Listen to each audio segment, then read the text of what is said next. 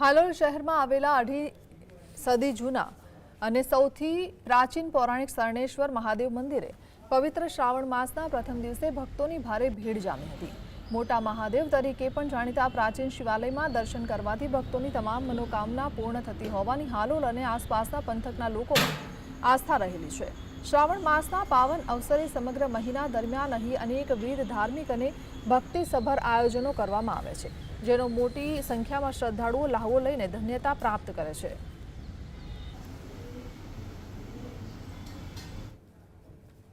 લોકોની ભક્તિભાવથી લોકો ઉજાય। આના ગુજરાતમાં કેટલા બધા મંદિર આવે, હાલોલમાં બહુ પુરાણું અને વૈદિક મંદિર છે।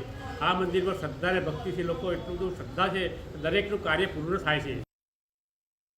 ભક્તો મંદિરમાં ખૂબ પ્રાચીન મંદિર છે, અમારું ભવ્ય જૂનું તલાવની નદી કિનારે બહુ સરસ મંદિર છે। હું દર વર્ષે અહીંયા આવું છું, મારી બધી મનોકામના પૂર્ણ થાય છે અને ખૂબ સરસ અહીંયા આવવાથી મને પ્રાકૃતિક નજારો મળે છે, સારી રીતે મને શાંતિ મળે છે અને બહુ સરસ રીતે પૂજા ભક્તિભાવ થાય છે।